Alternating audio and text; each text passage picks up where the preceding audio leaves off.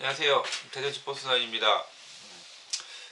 제가 영상 올린 거에 댓글 중에 LD와 ELD에 대해서 좀 설명해 달라고 좀 요청하신 분이 계셔서 LD와 ELD에 대해서 간략하게 좀 설명을 드릴게요.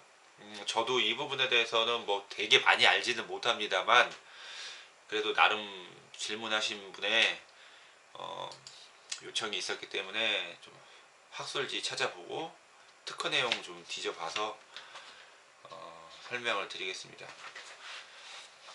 일단 LD와 ELD를 말씀드리기 전에 LSD와 ELSD에 대해서 좀 알고 있어야 됩니다. LSD라는 게 뭐냐면은 락킹 슬립 디퍼런셜이라고 해가지고 이 슬립이란 단어가 중요하죠. 예, 완전히 잠그지 않는다는 얘기입니다. 미끄러짐을 제어를 하겠다는 얘기죠. 그래서 LSD에는 클러치가 존재를 합니다. 슬립, 답한 클러치. 즉, 바퀴가 이렇게 차가 회전을 할 때 좌우 바퀴는 회전수가 틀려집니다. 하지만 고속에서 회전을 하게 되면 회전수가 틀려지는 것 외에 한쪽 바퀴는 그립력이 떨어지게 되죠. 왜? 원심력에 의해서 차가 기우니까 차가 이렇게 되겠죠. 이렇게 되면서 회전을 하는 거죠. 그러니까 바깥쪽에는 많은 트랙션이 가해지게 되고 이쪽은 트랙션이 약해집니다. 견인력이 떨어진다는 얘기죠. LSD는 이때의 안정성과 코너링 탈출을 용이하게 해주기 위해서 구동력을 트랙션이 약한, 그립력이 약한 쪽에서 원심력에 의해서 더 그립력이 많이 가해지는 바깥쪽으로 구동력 분배를 해줘가지고 빨리 탈출을 하고 안정적으로 탈출을 할 수 있게끔 도와주는 게 LSD고요. 이 LSD는 이 내부에 제가 답한 클러치라고 말씀드렸잖아요. 이 클러치를 전자식으로 토크를 제어를 하는 방식입니다. 그러니까 기계식 같은 경우는 미세하게 제어가 안 되겠죠. 딱 클러치가 붙어서 물론 이제 그 차동기어 내부에 스프링이 있어가지고 밀림과 안 밀림이 이제 그 차가 원심력에 의해서 쏠리면 이쪽에 구동이 가해지면 그 스프링을 누르는 힘이 세져갖고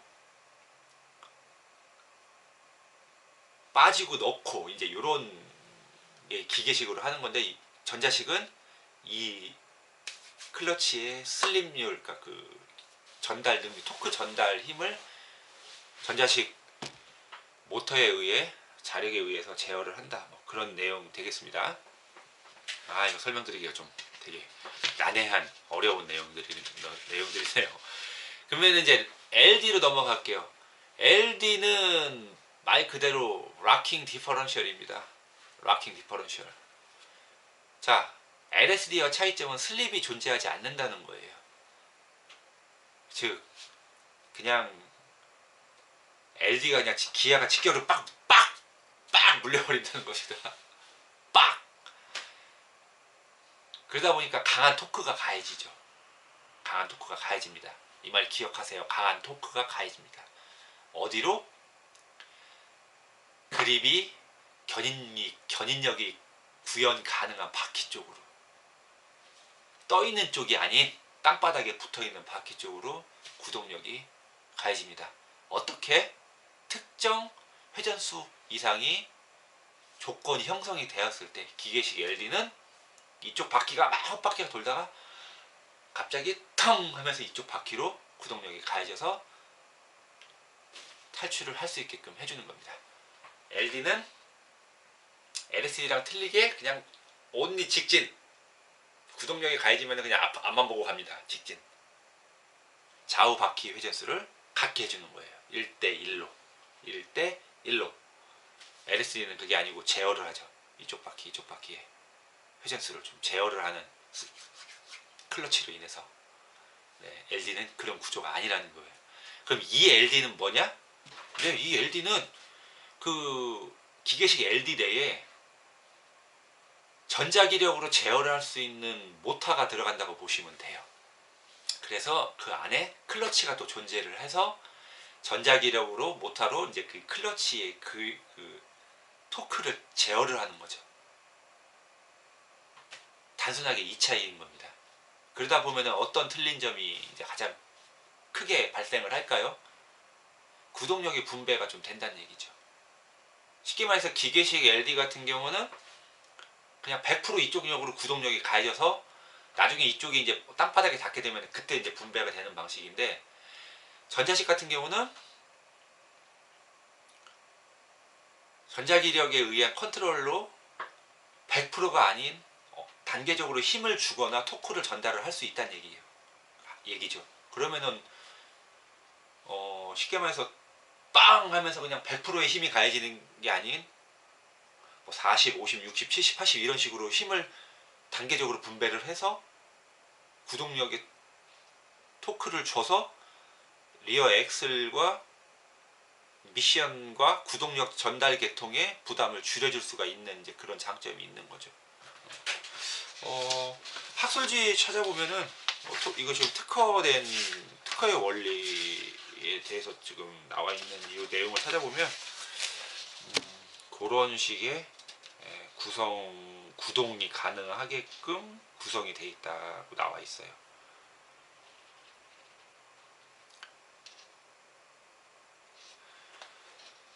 간단하게 읽어드리면 이렇습니다.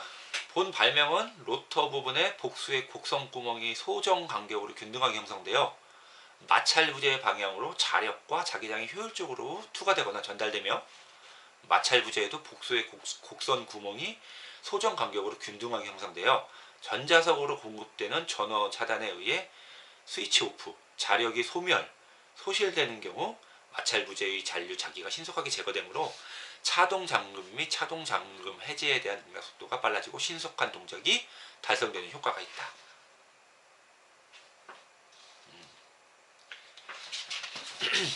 그런 내용이에요. 원리를 조금 이제 공부를 하면은 얘네들이 무슨 얘기를 하려는 건지는 알 수가 있고요.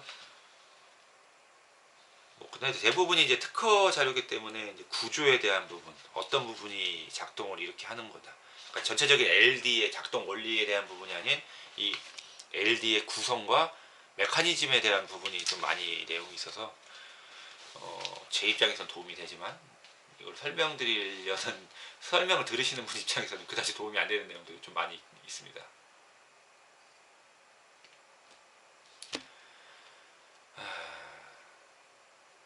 그러니까 한 가지 더 이렇게 읽어드리면, 상기 전자식 차동 잠금 장치는 차동 케이스 내부에 형성되는 결합 홈에 결합 및 고정되는 전자석과 전자석에 의해 근접 설치되고, 일측 X축의 외면에 스플라인 결합되어 X축과 연동 회전하는 로터와 기어박스 외측면에 중앙 통공이 끼워진 다음 복수의 체결 부재로 고정되어 기어박스에 연동 회전하는 복원 부재와 복원 부재의 일측면 가장자리 부분에 고정되는 링 형상의 마찰 부재와 전자석의 코일로 전원을 공급하거나 차단하는 스위치로 구성된다. 그러니까 여기 내용에 보면 마찰 부재, 전자석, 코일 이 부분이 중요한 거예요.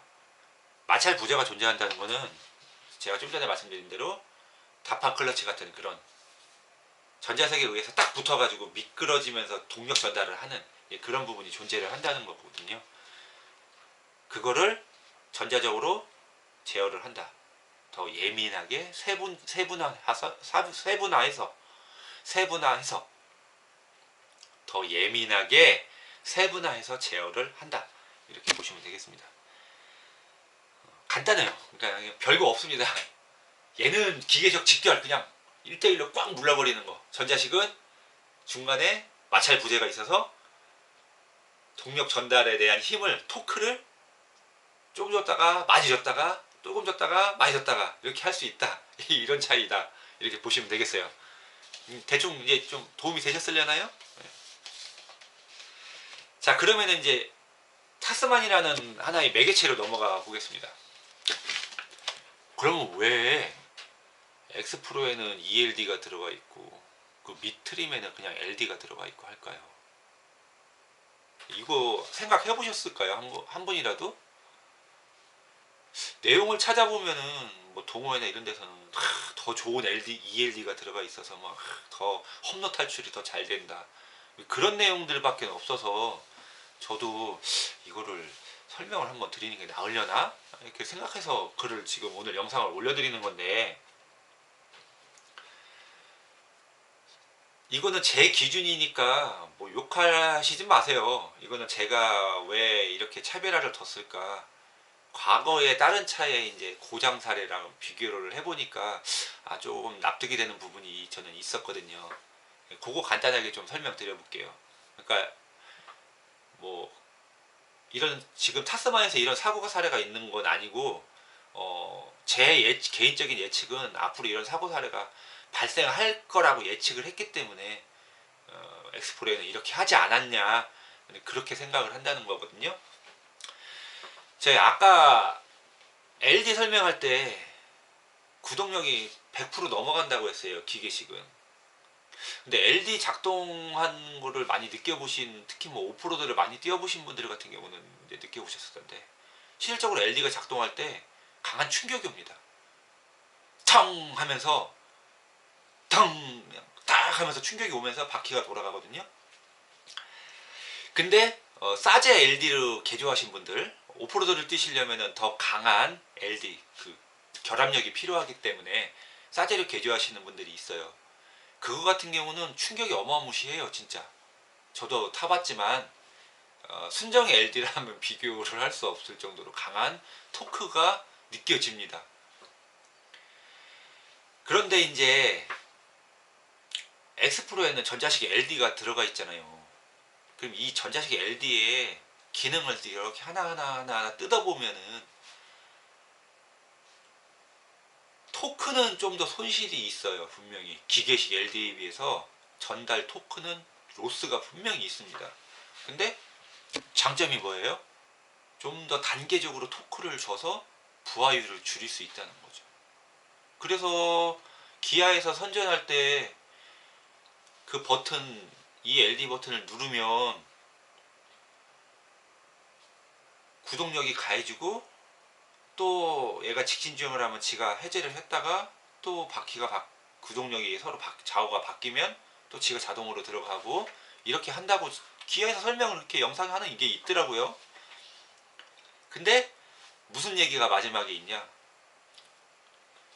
구동장치, 즉 리어 엑셀, 거기에 무리가 갈 수 있으니 험로를 탈출을 하고 도로 주행하실 때는 이거를 해제하세요 라고 돼 있죠. 그러니까 이 LD는 그렇습니다. 바퀴의 회전수를 감지를 하고 그게 VDC랑 연동이 되는 모델도 있는 것 같아요. 타 해외 차종들에 대해서는 그런 식으로 회전수 감지를 하고 토크를 컴퓨터가 제어를 해서 리어 엑셀에 무리를 안 주게 한다. 이게 이제 중요한 내용인데, 만약에 이 LD가 아닌 그냥 LD가 엑스프로에 들어갔다고 한다면 아마 이거는 제 예측이지만 정말 이 엑스프로가 오프로드에 특화됐다고 계속 강조하는 기아의 그런 기능적인 면을 제가 100%더 활용하고 이걸로 오프로드를 뛴다고 가정했을 때 대우가 부러질 겁니다. 저는 그렇게 예상을 해요. 쉽게 말하면 지금 하이 모델에 들어가 있는 차들, 앞에가 낮고 뒤에가 높고 뒤에는 엑스프로랑 똑같다고 제가 말씀드렸잖아요, 뒷차고가. 근데 그거를 개조를 그거를 이제 앞에를 높이고 해서 엑스프로랑 똑같은 조건으로 계속 4륜을 뛴다. 그러면은 아마 그냥 기계식 LD가 들어간 거는 엑스프로보다 리어 엑셀의 파손 확률이 훨씬 높을 것입니다. 저는 그렇게 예측을 합니다. 하나의 예시로 잠깐 설명을 드릴게요. 예전에 쌍용 시절에 액티언 스포츠 처음 출시할 때요, 액티언 스포츠에 기계식 LD가 장착이 되어 나왔었어요. 근데 언제부턴가 그 LD가 빠졌습니다. 옵션에서. 그 비하인드 스토리가 이러합니다. 대우가 자꾸 부러졌어가지고 A센터에 너무 많이 뿌려 들어와가지고, 그래서 쌍용에서 LD 기능을 빼버렸어요. 그 LD의 작동 원리가 그렇거든요. 일정 속도 이상 얘가 헛바퀴가 돌면은 반대편에 바퀴로 몰빵해 주는 거예요. 빵 하면서. 그때 그 결합되는, LD가 결합되는 그 충격이 상당히 셌거든요. 물론 당시의 기술력이 지금보다 떨어졌을 수도 있어요. 뭐 리어 X를 만드는 어떤 그런 감성이 지금보다 떨어졌을 수 있다는 얘기입니다. 하지만 그냥 정비하는 사람 입장에서 봤을 때는 그때나 지금이나 별반 다르지 않아 보여요. 외형상으로는. 그런데 그런 예전에 사고가 있어가지고 LD를 뺐단 말이에요. 그리고서 그 다음부터 나오는 LD들이 왜 순정에서 오프로드 뛰시는 분들이 이제 자꾸 싸제로 바꾸냐. 그만큼 결합 체결력, 토크를 좀 약하게 했었다고 해요. 저는 그렇게 얘기를 들었었거든요. 그래서 리어 엑셀의 파손, 동력 전달 계통의 파손을 좀 줄이고 좀 견인력은 떨어지는 대신 그렇게 했다고 해요. 그런데 이제 기아에서 설명한 대로 만약에 엑스프로에 기계식 LD가 들어가서 전자식이 아닌 그렇게 막 미친듯이 오프로드를 지금 막 테스트 하시는 분들 영상 보면은 막 진짜 극한으로 막 몰고 가는 분들 계신데, 그렇게 계속 오프로드를 뛰는 차로 한다. 그러면 과연 이 엑셀이 남아날까? 네, 저는 그 생각을 하는 거죠. 그래서 기아에서 머리를 참 잘 썼다 생각해요.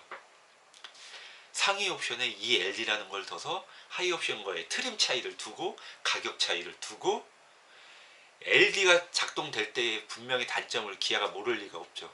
그거에 대한 보완을 이 LD로 하면서 실질적으로 오프로드를 뛰시는 분들한테 이 LD는 그다지 좋은 옵션은 아니지만 일반적인 생활형 오프로드 뛰시는 분들한테는 이 LD는 참 정말 구세주 같은 기능일 거란 말이에요. 그렇게 느끼실 거란 말이에요. 그래서 실적으로 오프로드 뛰시는 분들이 엑스프로 탑니까?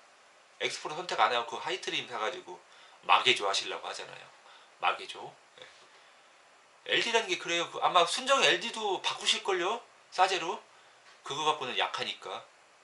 전달 토크가 약하니까 아마 싸제로 LD로 바꾸실 거예요. 그러면 ELD가 그분들한테는 필요가 없는 옵션이거든요. 제가 아까 말씀드렸잖아요. ELD는 전자식 마찰제에 의해서 토크를 전달하기 때문에 기계식 LD보다 분명히 토크에 대한 로스가 존재를 하거든요. 그런 거를 굳이 오프로드 뛰시는 분들이 갖고 가야 될 이유는 없죠. 진짜 전문적으로 오프로드를 하시는 분들한테는 안 좋다는 얘기입니다. 근데 생활용을 하시는 분들한테는 그냥 혹할 아이템일 수도 있다는 거예요. 그런 정도의 차이라고 보시면 되겠습니다. 나중에 보면 알겠죠. 이 LD의 약점과 단점이 분명히 나올 겁니다. 그런 부분에 대해서 이게 ELD라고 해야 되는 건지 ELSD라고 해야 되는 건지 모르겠어요. 이 내용을 보면은 ELSD의 기능을 어느 정도 채용을 해서 그거를 LD에 더 접목을 시키는 약간 그런 내용으로 저는 받아들여지거든요. 이 내용을 읽어보면 이 LSD랑 좀 비슷해요. 그렇기 때문에 기아에서 머리를 저는 잘 쓰지 않았나 생각을 해요. 자, 그러면은 대략적으로 좀 궁금증 풀리셨죠? 그 질문 주신 분. 그렇기 때문에 일반 분들이 타시기에는 엑스프로가 최적이라고 계속 얘기를 할 수밖에 없는 거예요. 저는. 네. 아는 분들이 기계식 LD를 써서 파손이 왔으면 이렇게 해서 파손이 된다는 걸 알고 계실 거란 말이죠. 근데 모르는 사람들이 그냥 뭐 나도 오프로드 하겠다고 기계식 LD 갖고 막 조지다가 보면 엑셀 작살 나죠. 부러집니다 진짜. 그리고 하나 더 설명드릴게요. 제가 타스만의 판스프링을 자꾸 지목을 하는 이유가 이 LD하고도 연관이 있습니다. 코일 스프링이 들어갔으면은 아까 그 리어 엑셀의 파손에 대한 부담이 좀 더 줄었을 수도 있어요. 저는 줄었을 거라고 생각을 하고요. 자, 판스프링의 운동 원리 중에 와인드업 현상이라고 있다고 제가 말씀드렸습니다. 그리고 판스프링의 리어앤 토크, 제가 리어앤 토크라는 말을 좀 자주 거론을 하는데, 리어앤 토크가 판스프링에서는 전 100%다 스프링이 흡수를 해야 됩니다. 리어앤 토크를 스프링이 흡수를 하게 돼 있어요. 구조가. 그게 판스프링의 구조예요. 코일 스프링은 레디우스암이나 트레일링암 쪽에서 암에서 흡수를 해줘가지고 완충을 좀 해주는 그런 부분이 있는데, 그래서 엑슬로 힘이 가해지고 프레임으로 그 토크의 충격이 넘어가기 전에 좀 흡수를 해줄 수가 있는 부분인데, 판스프링에서는 그 리어앤 토크가 스프링이 전체적으로 흡수를 하는데, 문제는 이제 와인드업 현상. 뒤에 샤클이 있잖아요. 한쪽은 고정, 한쪽은 움직이는 방식. 판스프링이 스팬의 거리로 움직이면서, 스팬의 방향으로 움직이면서 그런 운동을 한단 말이죠. 그러면은 엑셀이 노면을 가면서도 계속 이런 식으로 왔다 갔다 거리는 그런 충격이, 진동이 오면서 그 LD가 작동을 할 때의 리어앤 토크가 발생을 해서 강한 충격이 빵빵빵빵 이렇게 칠 수 있다는 얘기죠. 근데 그게 파이브링크나 이런 구조보다 반동이 더 움직임이 많을 거라는 겁니다. 왜? 샤클이 달려 있잖아요. 그래서 와인드업 현상, 판스프링의 고유의 운동 현상, 와인드업 현상, 텅텅텅텅텅텅텅텅텅텅, 이 현상으로 인해 갖고 엑셀은 더 부담이 가해지는 거죠. 그렇기 때문에 이 LD를 채용한 차는 그런 것들을 좀 카바링을 할 수가 있다. 예, 그렇게 이해하시면 되겠죠. 그래서 저는 엑스프로를 사라는 거예요. 일반 분들 속편하게 내가 타면서 나올 수 있는 하자 부분이나 고장 부분을 조금 더 줄일 수 있고, 그 다음에 내가 컨트롤 능력이 안 되니까 그 ELD의 보조 도움을 받을 수도 있고, 여러 가지 이 와인드업 현상이나 이런 것들에 대한 부담을 줄일 수 있죠. 그런 이유입니다. 대략적으로 이해되셨죠? 그러면은 영상은 여기까지.